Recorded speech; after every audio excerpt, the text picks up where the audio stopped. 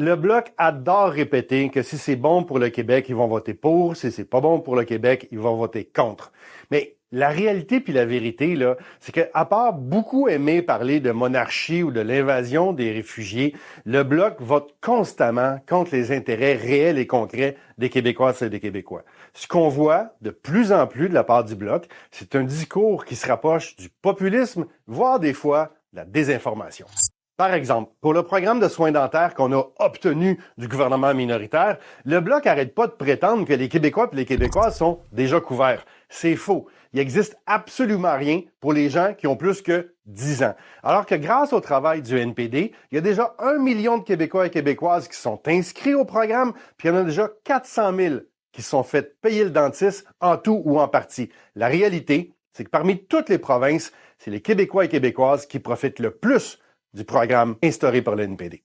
C'est 4 millions de Québécois et Québécoises qui n'avaient pas d'assurance de soins dentaires. C'est le plus haut taux partout au pays. Malheureusement, ce qu'on a vu, c'est le Bloc québécois aider les conservateurs de Pierre Poilievre pour empêcher ce programme-là de voir le jour. Puis encore aujourd'hui, ils sont prêts à appuyer les conservateurs pour enlever cette carte d'assurance dentaire de votre portefeuille. Même chose pour le régime d'assurance médicaments.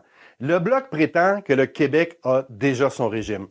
De surcroît, pour livrer une assurance sur des médicaments ou des produits par prescription qui sont déjà fournis par l'assurance médicaments québécoise. C'est pas tout à fait vrai. C'est même pas mal faux. En fait, le Québec était à l'avant-garde il y a 30 ans, mais c'est un régime privé, hybride, partiel, qui contrôle pas le coût des médicaments et qui paye pas, par exemple, les contraceptifs de manière gratuite. La contraception est déjà couverte.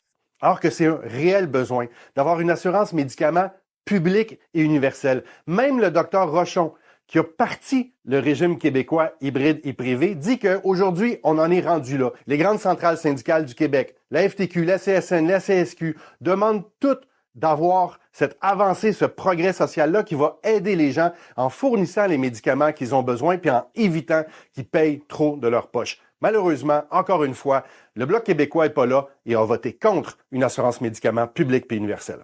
La vérité, c'est que le Bloc a rien fait de concret. Ils n'ont pas livré la marchandise. En fait, ce qu'on voit de plus en plus, c'est l'inutilité du Bloc québécois qui n'a absolument rien obtenu. Nous, au NPD, on l'avait promis, on l'a fait. C'est dans l'intérêt des Québécois et Québécoises, puis on change la vie des gens réellement.